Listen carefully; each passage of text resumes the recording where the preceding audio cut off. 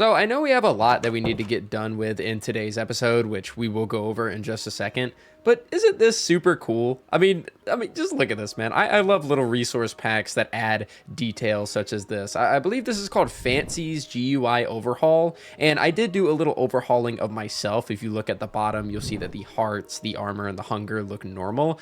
They do look a little bit different on the base resource pack, and I kind of like the default look, but I love this little UI interface thing. Anyways, we have a lot to get done with here in episode 2, definitely a lot more than in episode 1, so let's go ahead and go over them. The episode 2 to-do list: we need to make a farm using the mob spawner, which is right outside of our house. If you guys watched the first episode, you know what I'm talking about. Then we need to create a level 30 enchanting room so that we can get ourselves some good gear in the future. I want to get ourselves a mending villager, so we are set up with one of those very early on, and somehow make all of this into a giant wizard tower build. And of course, the second page, make another portal, because we sort of need one of those. So yeah, with all of that said, we have a lot to do today, so I'm going to adventure out, grab as much materials as possible so that we can get started on today's build.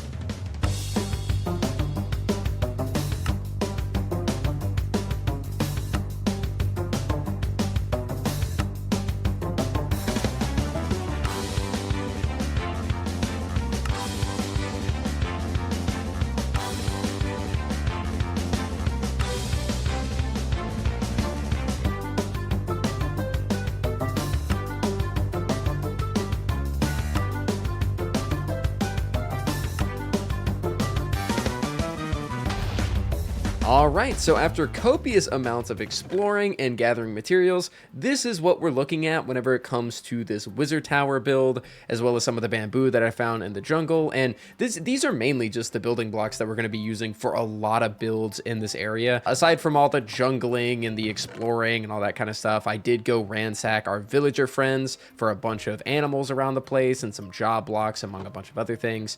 And as well, whenever we actually went into that jungle and we found the tavern, we actually came across a stray fortress map, which this is probably like 4,000 blocks away, and we'll explore that at some point in the future. I don't know how much I want to be there without our enchanted gear, which is kind of what today's video is about. So now that we have a lot of these resources gathered, the next thing I want to do is to go ahead and start prepping our mob farm. Like I said, in this book right here, we are going to turn a mob farm and a level 30 enchanting area and an area to house our mending villager.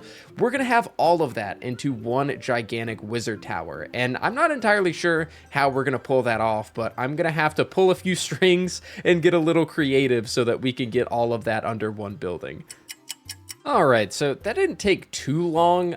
Pretty much any guide that I've seen online basically tells you to mine 4 blocks in every direction of the actual mob spawner. So this should be the optimal room size. I mean, obviously it's left open a little bit, but we'll fix that. This should be the optimal room size to actually get these skeletons to spawn. And the way that I'm going to have this work is I'm going to need soul sand to actually shoot them up into the tower that we build. And we're going to have the collection center for their drops inside the tower itself, as opposed to needing to go super deep underground to actually take advantage of it. So before getting started with the actual build, I first wanted to create a mineshaft entrance back at our house, as I was running low on things like diamonds, iron, and coal, and figured I'd try to find a cave too, since we'll need more obsidian for our nether portal and enchanting table later on. After re-upping on materials, I also wanted to gather up tons of cobblestone too, as I wanted to encase our mob spawner in smooth stone, which I know sounds weird, but back in beta Minecraft I used to do this all the time as a kid, and I kind of want to do it now too. Alright, so I'd say that was a pretty good mining trip. I might go back down in the caves in a bit just to see about getting a little bit more coal, but I really wanted to fix our iron situation, and we basically had 0 diamonds anymore. Our pickaxe is on its last legs, so we did fix our diamond situation as well. I'm going to end up smelting some of this iron so that we can get some ingots for an anvil, and then we're also going to use the rest of the coal to make the smooth stone that we need. And while the iron smelts outside, I decided to use some of our diamonds to get some diamond leggings. We've been rocking with the iron ones for a while, and I felt like it was time for an upgrade. Oh, I never noticed that the actual progress bar is lava. That's actually super sick, man. This resource pack is awesome. Anyways, we got ourselves some iron, so I think it's about time that we make ourselves an anvil, and we do some comment of the day shenanigans. So let's go and get some blocks of iron, go and craft ourselves this little anvil right here, and I guess we'll place it outside because that makes the most sense. Maybe off to the side like that. I'm not entirely sure where I want this anvil to be, but I'll have it right here for now. Last episode, I asked you guys to name the cat that we ended up finding, and my boy Joseph said that cat looks like a Beauregard, and seeing as we're both named Joe, I think it's pretty obvious that I'm right about that name. And I'm going to be honest, don't think I've ever seen a female cat named Beauregard, and I don't even know if that is the proper spelling of Beauregard because I have never seen that name written before, but the cat's name is now Beauregard. And while on the topic of comments of the day, let's go ahead and do the proper comment of the day instead of something like naming a mob, and this one will be episode 1, and then at 𝗏𝗏𝗏.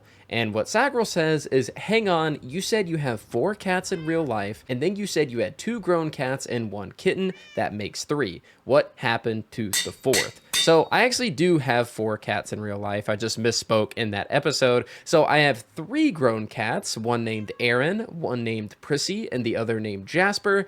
And the 4th one is my kitten named Kara, who is named after Kara Zor-El, aka Supergirl in DC Comics. Yes, I am a nerd. But 𝗏𝗏𝗏, congrats on your comment for the first comment on the comment wall for this series. And yeah, I just wanted an excuse to show you guys my cats, and that's what they look like. So after the mining expedition and the comment of the day shenanigans, I think it's finally time that I get started on this mob farm. Of course, the first objective is to encase the entire thing in a giant box so I can tell where it is, and so I can kind of get a general idea of where I'm going to place the tower on top of this thing.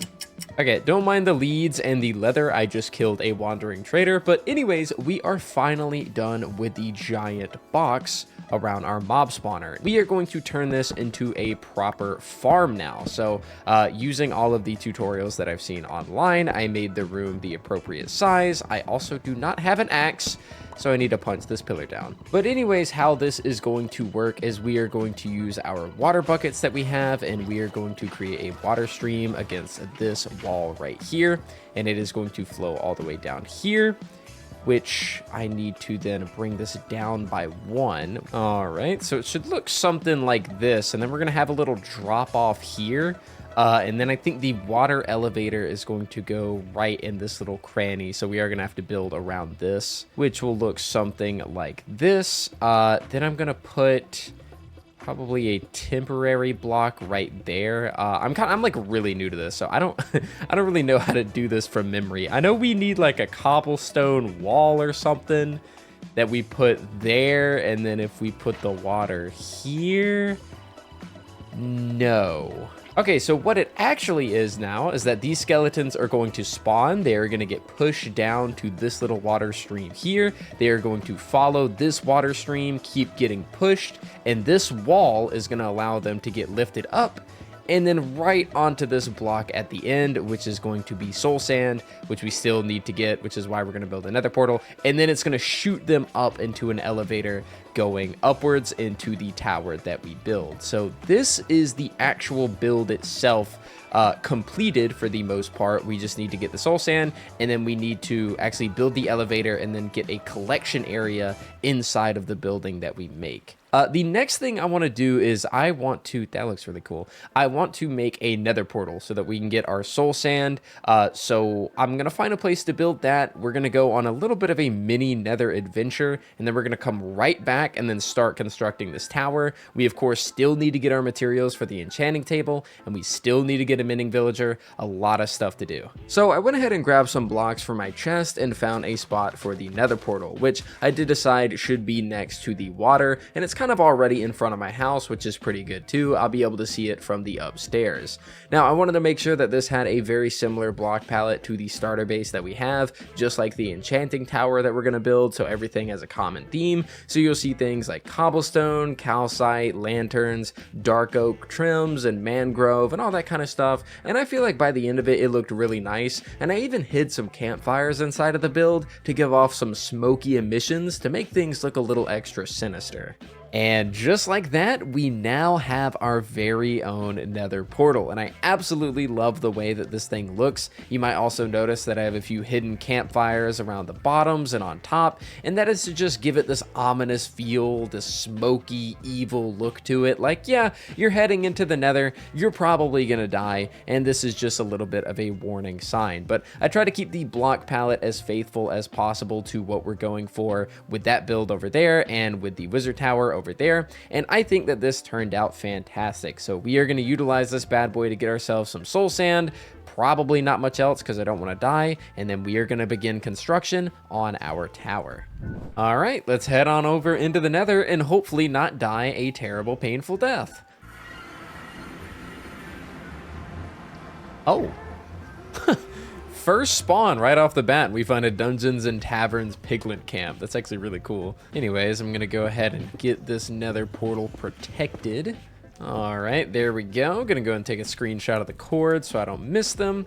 And let's go find what we need. So luckily for us, we already spawned right next to a soul sand valley, but I do want to go check out that camp because I've never explored one of these in survival. And I say explore like it's, you know, some big event, but I kind of want to go over there and slaughter them just because I can.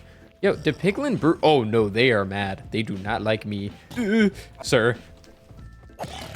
There we go. All right, cool. You know, little camp right here. It kind of looks like there's no way this is natural generation. It's probably like some gold that they found while they were out exploring. This is actually really cool. Nothing really here in the terms of loot, but in terms of making the nether feel lived in, stuff like this is just so cool.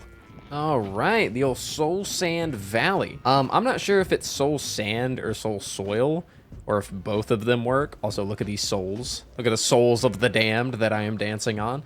I'm gonna grab both just in case. I would like to think that soul soil works the same as soul sand. I have no clue, but I have one of each, and that's all I really need. All right, we're back from one of the most invigorating nether explorations of the Minecraft YouTube landscape. Let's get ourselves some sleep. All right, so with the nether portal built, we can finally get working on the actual mob grinder, wizard tower, mending villager holding, and enchantment table area building. Oh, this building is going to be very much multi-use, and I kinda absolutely love that. So I pretty much have all the materials that I really need to construct the actual structure itself. Now, the main thing that we're going to be missing, obviously, is a villager, which we can get from, you know, way over there. And we are going to need a lot of leather for a lot of bookshelves. So I'm going to be passively grinding that in the background while I work on this tower. This is going to take forever, so I hope you guys enjoy the time lapse.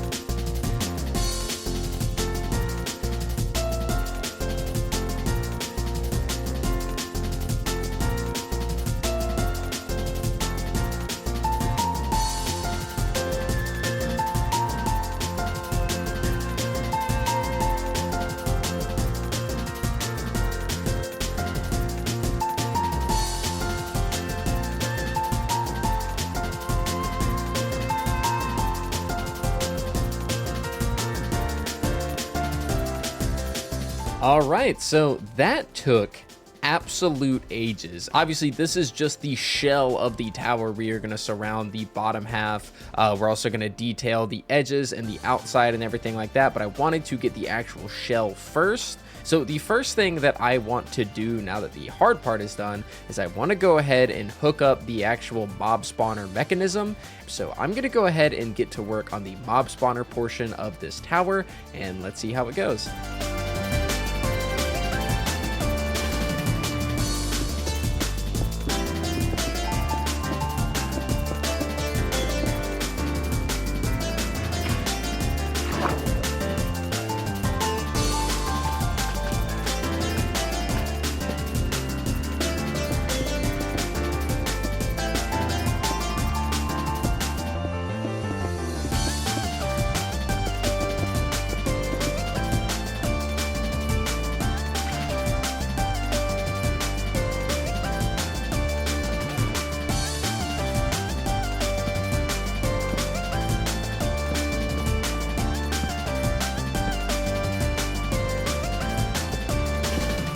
Theoretically, if I were to put something here, it should end up awesome. Get right here. Hopefully it'll get rid of the torches and not mess up the actual flow. It does. And we've already got skeletons spawning. The water flow looks like it is normal. So we are going to wait here, and we are going to see if skeletons will go up this elevator from down there onto the second floor, and then if they will land on top of the campfire where I have this hopper at. I can hear skeletons. Oh! Oh my goodness. Oh, it's so loud though. Oh, a design oversight on my behalf. Oh my goodness though. Ladies and gentlemen, we have created one of the most overly complicated skeleton mob farms imaginable. By taking a spawner that was barely on the surface and creating an entire tower dedicated to it. So now we have this first and second floor. These are dedicated, of course, to the skeleton spawns that we are going to be getting constantly because, well, this is kind of our home, so they're always going to be spawning there. We're going to have unlimited arrows and bone meal for the rest of our lives. So now, the next thing on my agenda is, of course, to decorate this tower. I'm going to decorate the outsides of it. I'm going to create this balcony. The skeletons are still extremely loud. And then after I get done with the decoration, throwing in the glass and stuff, I'm going to get this floor ready because we are going to go grab a mending villager and bring them all the way here. And then, of course, to top things off, we are going to decorate this top floor because the roof is pretty ugly from the inside. And we are going to get level 30 enchants like it's nobody's business. So let's get started on that. This project is coming along swimmingly. And just like that, ladies and gentlemen, I am done. So I spent a lot of time detailing the outside of the tower as well as furnishing the inside of it. Now, a few things did happen in between now and then. The first thing, I of course went around unethically gathering some leather via a bunch of cows and maybe some horses, and I maybe did get a horse head in the process on accident, which was interesting. But also, while doing that, I came across a pillager camp that had a villager stuck inside of a cage. Now, he's still over there somewhere, but that is who I want to be our mending villager. I can't think of a better person to be the mending villager than the villager that was captured by the pillagers. So, giving a little bit of a tour of the tower now. As you can see, I finally added the little balcony areas. I added some overhangs, some leaves. Of course, this is the skeleton kind of floor right here, and it's also a skeleton farm for these first two floors. So I added a little bone block overhang with some bones attached to it, and of course some lanterns and some of these fences on the outside to kind of give it a little bit of a less blocky shape. So of course, coming in to the first door, you guys can see we have the actual loot that we are gathering from the mob spawner down there. Coming to the second floor, we of course have the maintenance level, which this is where the skeletons are coming up and then around and then into the campfire. On this floor right here, this will be where the actual villager sleeps, or, you know, canonically, I guess this is where he sleeps at night. And I also had some pillager heads that I got from the camp, and so I actually decorated them because, you know, I mean, he's not really happy about being a captive, so you got to keep some severed heads in your tower. But of course, here on this next floor, this is where we are going to be trading with this villager to get our mending books. So he's got this little area right here that he can sit behind and sell us the mending books. We, of course, still need to go grab him and bring him up here.